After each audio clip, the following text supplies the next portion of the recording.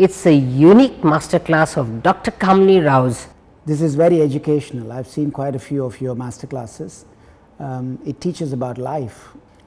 I never wanted to become a liver surgeon, actually. Because I've always found people saying that they discriminate. I always wanted to be a surgeon. When I was a child, I wanted to become a doctor, but I just didn't want to become a doctor. I wanted to be a surgeon. Absolutely. Because what we have is But the medical field has not accepted that. They can't operate on a patient. In fact, if you train them to do that, they might do a better job than us. I think so. I fully agree with you, and the reason is, Professor, that it's because they are instinctive and we are intellectual. And when we start putting our intellect onto that instinct, that's where we spoil the whole show. So, if a doctor has to do, for example, add A to B, the doctor will say whether it is A to B or B to A, we will just mix the two. Whereas, if you tell a technician you have to add A to B, then they will just sit and add A to B. Yeah. And that is the system and the protocol that they will follow because you have told them. And that is why a technician taught anastomosis will do much better because they will listen to you. And the same thing in IVF as well. And they will do a better job, even in the embryology side. Absolutely. All right. So, what you say holds good for all the surgeries, including even bone. For example, setting those bones. You have these people who set those, you have these bone setters who are not even doctors, and they do such a fantastic job. You don't even need a C-arm. And they are just technicians, unqualified technicians, which inverted commas quacks, but they do a good bone setting. Oh, let's not promote that. But we should not promote Absolutely. that. Absolutely, you shouldn't promote. But having said this, but that requires a lot of dexterity. But have you ever but as long as they work within a framework where a doctor is supervising, it's okay. Yes. I don't believe in quacks, of course, but as I said, the dexterity comes only with practice. But having worked on those small livers and anastomosis, do you ever suffer headaches as a result of that? With those microscopes? Neck pain. Yeah, that's because the occupational stiffness hazard. comes, isn't it? Because you're wearing a very heavy loop. Those one. Yeah. And then what about migraine? I have not had migraine. No. But I've had neck pain because of that. I mean now I've got into robotic surgery as well. That's again another thing, but at least you can sit down, we can and then you can. So there are a lot of these occupational hazards that go with all this technology advances. But having also talked on that, you did another innovation of split grafts. Yeah, I mean those were my two interests actually. That's what made me not famous. I mean that's what made me prominent in the field of liver transplantation. One was transplanting neonates. We had a lot of publications in that side, and the other was really, again, it's about identifying a problem and finding a solution. So at that time, the biggest problem was having enough donors for the patients. So there was a shortage of organs. Patients were dying on the waiting list. So what we decided was, why give a whole liver to one patient? You can divide the liver into two, and then give one part to a child or into a small adult and then another part into another larger adult. And so one liver became two liver. Probably these are the foundations for living donor transplantation, where once you can do a segmental liver transplant. The split liver transplant and living donor techniques developed somewhat at a similar time. But the living donor did not have a huge take up in the Western world, because there was always this worry about risk to the donor and all of that. So they were really promoting marginal livers in preference to living donors, and also they were promoting split liver transplantation, much more in Europe than in the United States. United States, they were still worried about complications of split as well, because again it's an ethical issue as well, isn't it? If you get a whole liver, and if you can simply put the whole liver in, and the complication rates are less for that patient, and if you have to take part of that and give it to two patients and accept more complications in both patients, but you make two people survive, it's still worth it. Which is ethically right is the question. But for the individual patient, he will say, give me the whole liver so I can have less complication. But as a society, we have to save two lives and accept minor complications in both. Absolutely. But I don't think they get a choice here. I think it's No, more no, a there public is no, health. yeah, there is no Public choice health, actually. But at the end of the day, we need to get an informed consent. Absolutely. But actually, the split liver transplant became successful only because we were able to show equivalent result to whole liver transplant. If we couldn't get equivalent result, if supposing split liver transplant had only 60% survival versus 90% survival for whole liver, it would have never taken off. But it's giving you 90%. It is giving equivalent survival to Does this graft also grow in the yes, patients? livers always grow? Always So grow. then finally that split will become a full Will liver also- in yes, that patient? it increases in volume, In volume. but it doesn't become the same shape. Oh, it doesn't become the same. Same shape, no. So it's hypertrophy rather than hyperplasia? No, it is hyperplasia. hyperplasia. The cell divides. Okay. That's More fine. cells come. But the lobe itself will be only a left lobe or a right lobe at the end of the day, but it will become enlarged in size with more cells. I mean, this happens. So supposing you transplant somebody 600 grams of liver, it will become 1.2 kilograms within 3 weeks, So, very rapidly. but they don't form tumors. They don't form tumors. So it's really good. So that's the thing. So there's a lot of, but as I said, more than mitosis, apoptosis also would take place in that. Yes, This, I mean, isn't in it? all of these, apoptosis will take place because they said that the livers sustain some injury when you are transplanting them. But then, having said that, once a person recovers post surgery, the immunosuppression is there lifelong, isn't it? It's lifelong. It's the same as with the kidney. Yes. It's slightly less immunosuppression than kidney. Liver is actually a more privileged immunological organ. It's a large solid organ. Large solid organs usually, I mean, they absorb antibodies, and the rejection rates are much lower. And also the long-term results of liver transplant in terms of graft survival is much better than kidney transplant. You don't lose livers after 5 years or 10 years to rejection. Whereas kidneys, you continue to lose at a small rate every year or every 5 years. There you can't do a split kidney transplant. No, you can't. That's unfortunate. Because it's already, you're only giving already one kidney out Absolutely. of 2. So it's only 50% you're giving. That's So if you split it, then it becomes 25%. absolutely. No, and the other case that you were just talking about before we came on this interview about the girl who was just about 5 days old, and then now she's about 22 years old. How did you feel when she came back to you 2017? How was the feeling? The transplant, at the time I did the transplant, I didn't even know that was the youngest child. It's a chance actually also. That's why it's never been repeated. This was a family, an Irish family, where they had already lost a child, or they had actually lost 2 children to Are a these condition. inborn errors of metabolism? Yes, it was. Huh? It was called congenital hemochromatosis. Okay. So they had one live child who did not have the disease. Okay. So this was the 4th pregnancy. And in King's, Kypros did an amniocentesis, and then they made a diagnosis of congenital hemochromatosis. So as soon as the child was born, we confirmed that the child had liver failure on the 2nd day and listed the child. And again, we did a combination of split and monosegment, like I said, newborn transplant. And everything went well. I did not know that this was the youngest child.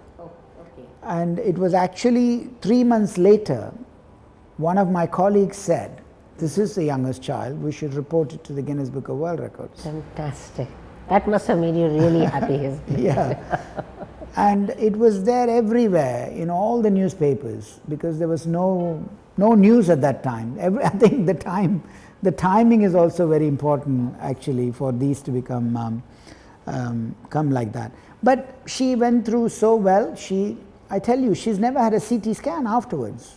Which is amazing. And all her blood parameters have been absolutely normal. She refuses to have a CT or a biopsy. Yeah, but she's normal. Why does she have to go through that? I mean, it's always interesting to see how a monosegment, Yeah, the I know. How sculpted does it liver look? looks now grown in an adult. We don't know that, but there Did is she- no reason to investigate her. She's on very little immunosuppression. She's a law student. You know how I met her? Yeah, Because interesting. I had come back to India. I met her when she was 20 years of age. Now she's 22 or 23. One of the reporters who did the story when she was transplanted at 5 days of age suddenly contacted me and said, "It's 20 years now. I want the two of you to meet." Oh, great. So that's how we met. But she wasn't coming to King's for follow-up. She was being followed up in Ireland. But she agreed to come to King's, and she met all the doctors in King's. So you flew? No, I over was to- there in King's. At that time, I was you were going in back to King's. work, actually. So she do you came and visit met the pediatrician. King's now as well? Once Yeah, in a when I week? came back, I had a contract to go back and work every 6 weeks. 2 years ago, I stopped it. It was a bit too much for me. So every 6 weeks, I used to go there and transplant for 1 week. So they would keep all the difficult cases for you? is it? Not necessarily. I just did that week's job. Like a locum? Yeah. No, I was employed anyway. I mean, later on, I became an honorary post as well. So. No, but I mean, there's always that little bit of thrill in the beginning for us to go back to our own place and do it.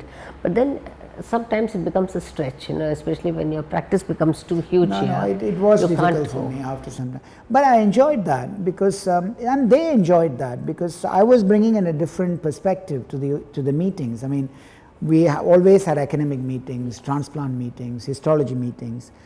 So after leaving that place, I brought in different information for them actually.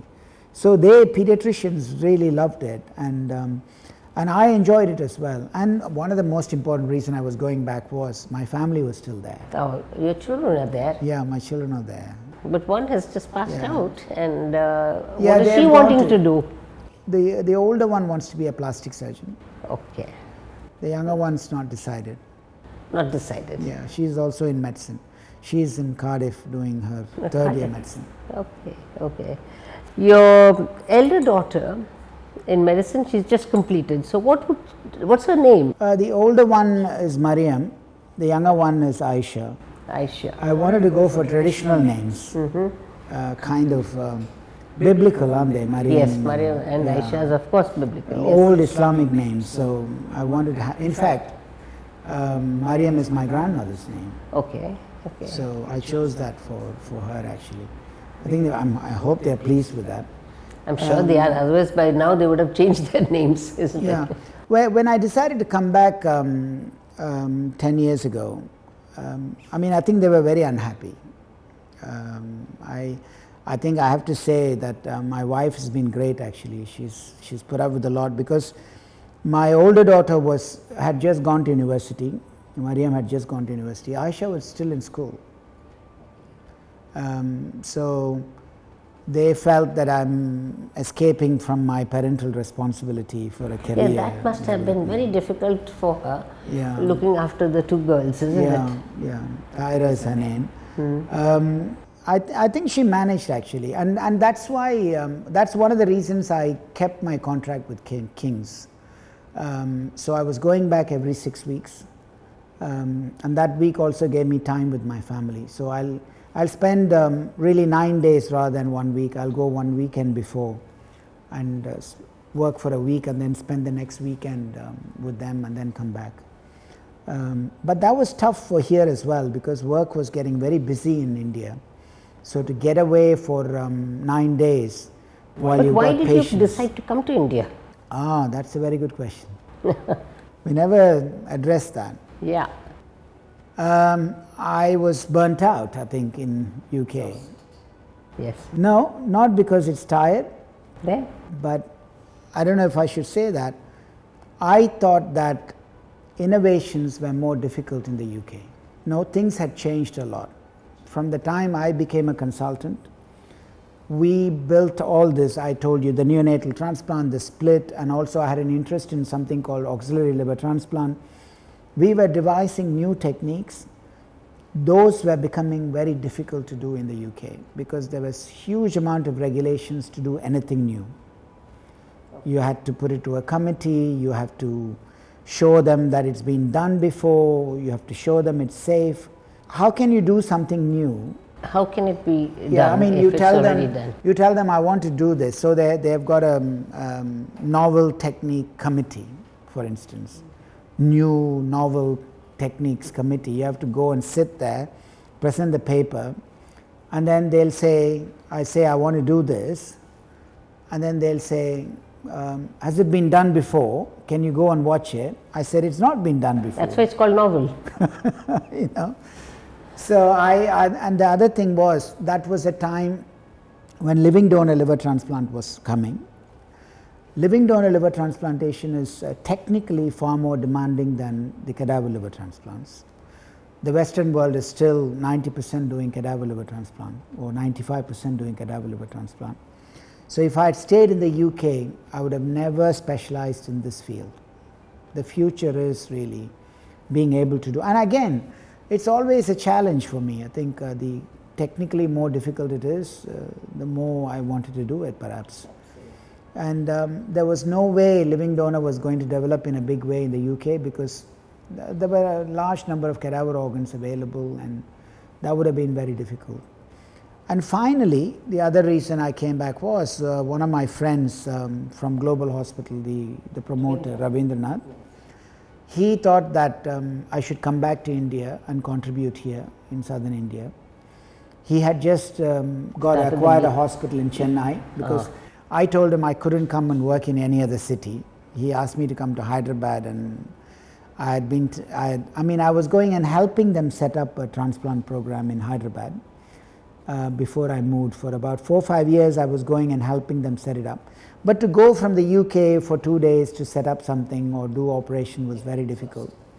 So when he acquired the hospital in Chennai, he said, now you said that you will come to Chennai. So he asked me to come for 1 year only and said, you come, spend a year, take a sabbatical. So I went to King's and said, I want a sabbatical for 1 year. They were not very happy, but they had to do it because the alternative was that I would leave. So they still hoped that I'd come back after a year.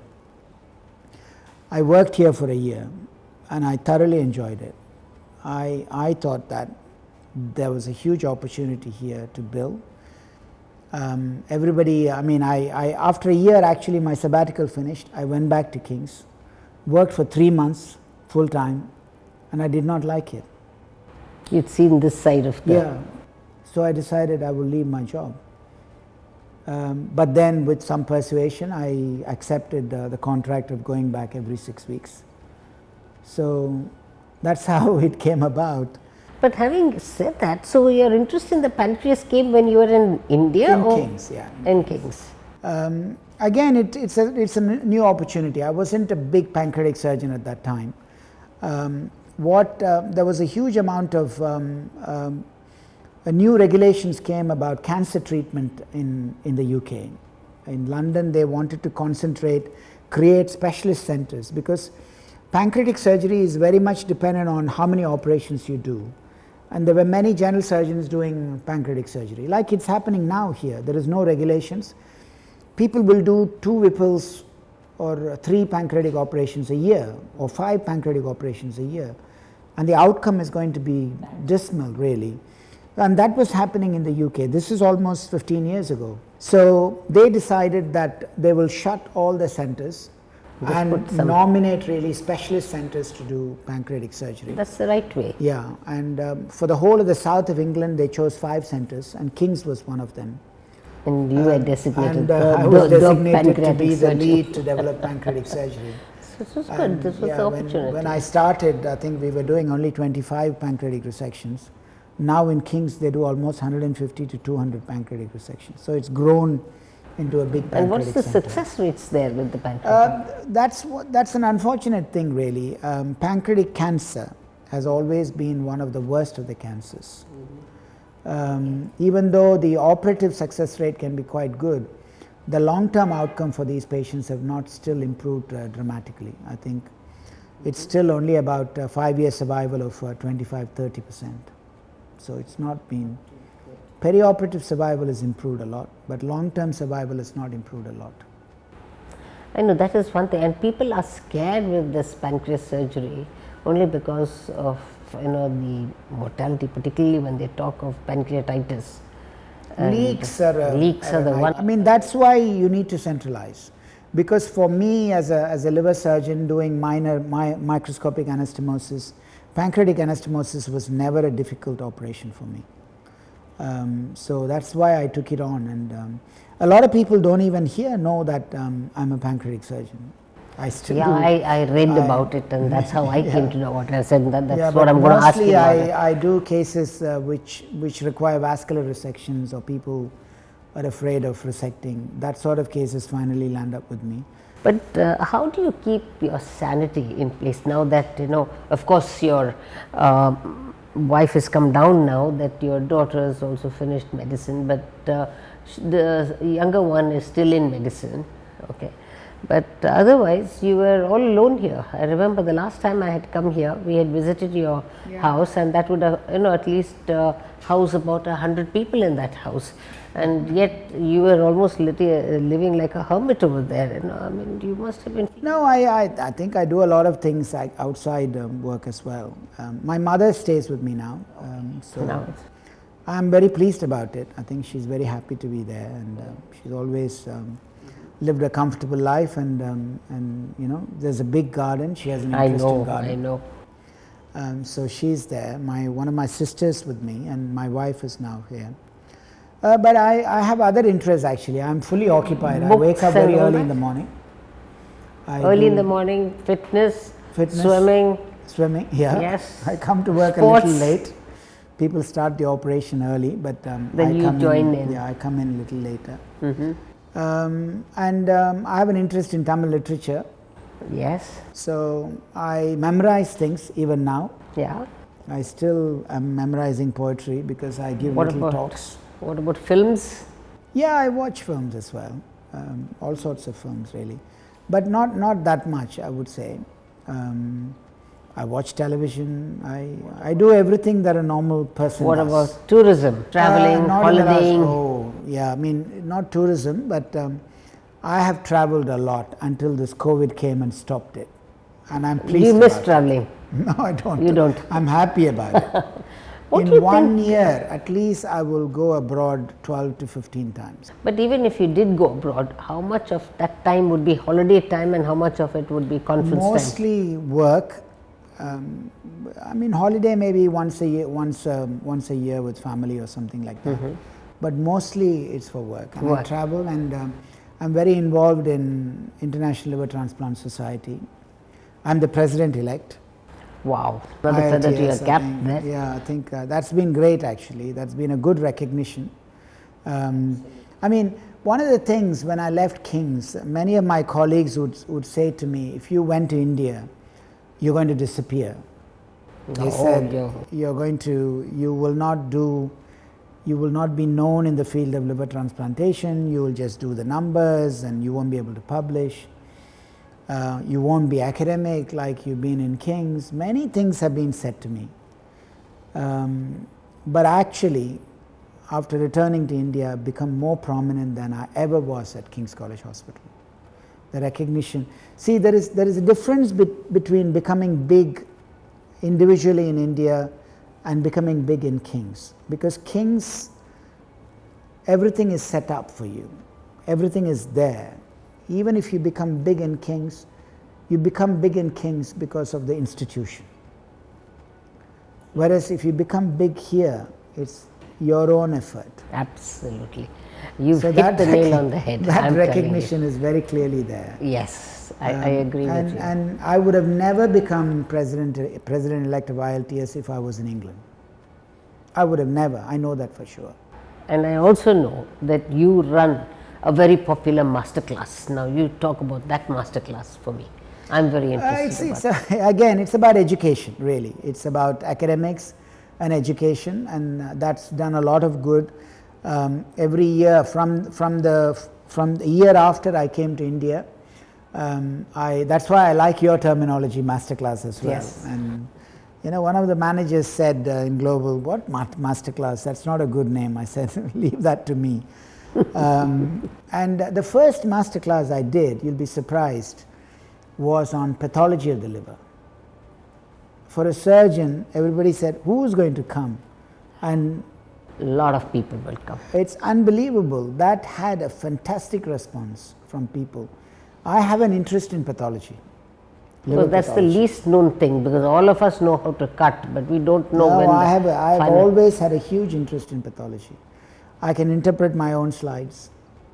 If the pathologist is on leave, I can look at the histology and make a decision.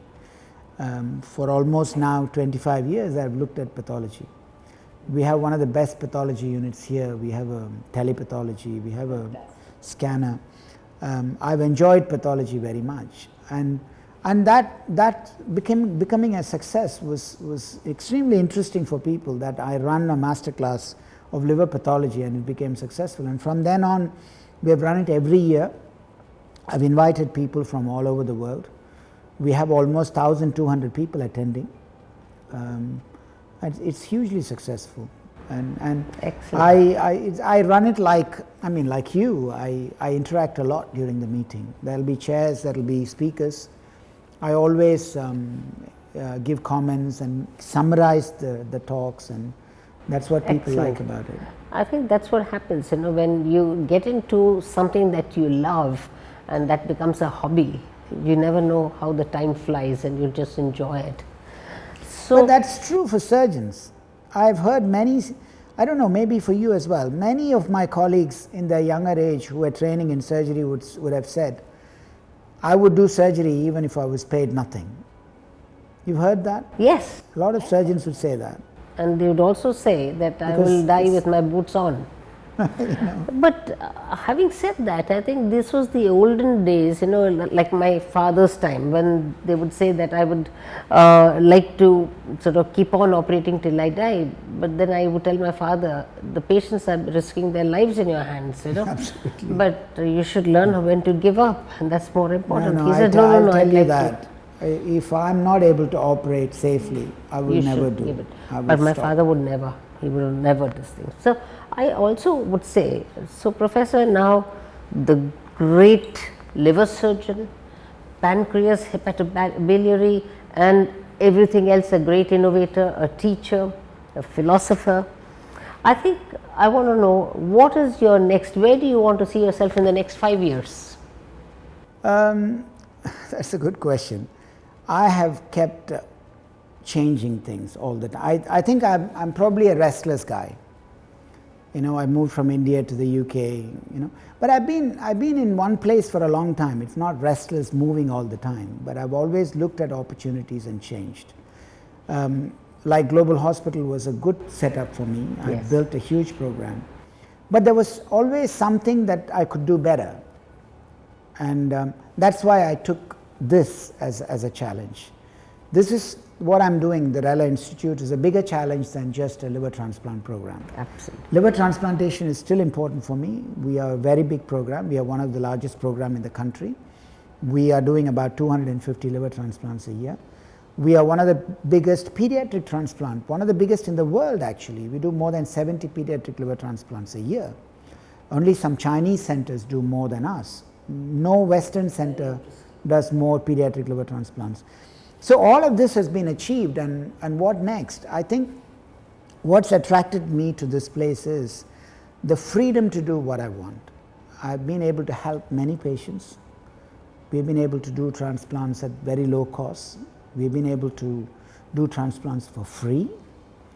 And finally, I think ultimately, I've set this up like a very sophisticated UK center. I mean, you can go around. We focused a lot on infection control, cleanliness, a lot of that.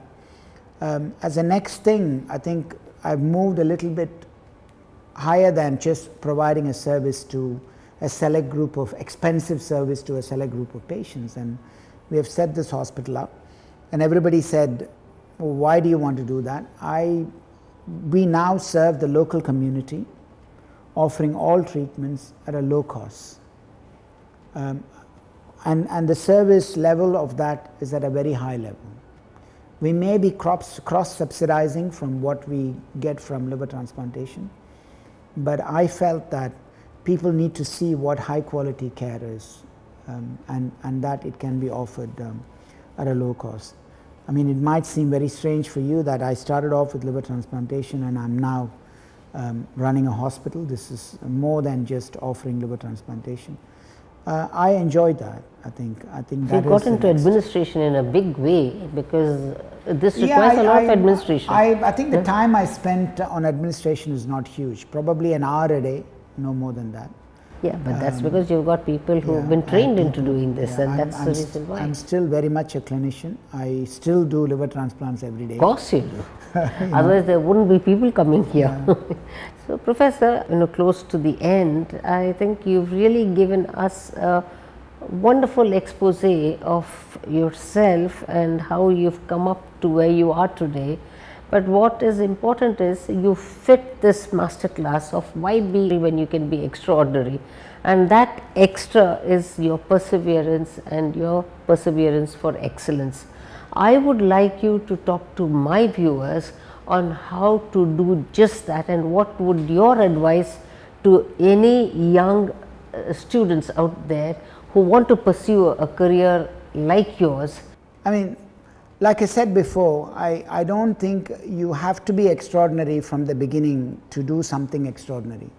I consider myself as an ordinary person, and I think I have become, I don't know if I want to say I've become extraordinary.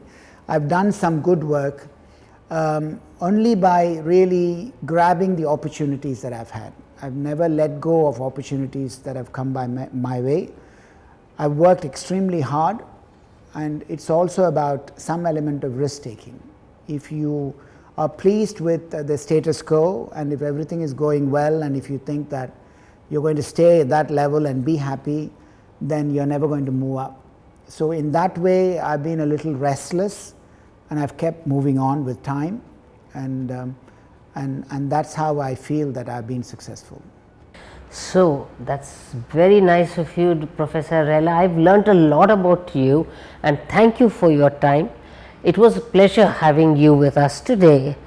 It's always said that there are people who will wait for opportunities and then catch them, but there are others who will create opportunities and then catch them. Professor Rela is the second of them. That is, he will create those opportunities and then catch them, and that is why he is extraordinary for us today. So that was Professor Mohamed Rela for you, my dear viewers. I am sure you must have enjoyed this informative session as much as I have done. So till our next session, thank you very much.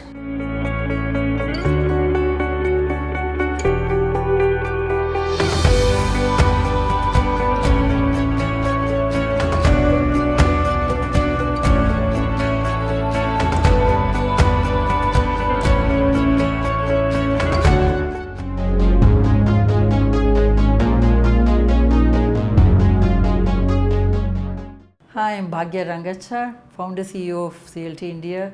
It's such an amazing experience and a pleasure to be talking with Dr. Kamini Rao, and an opportunity for us to actually talk about our work in such detail. Thanks so much for this.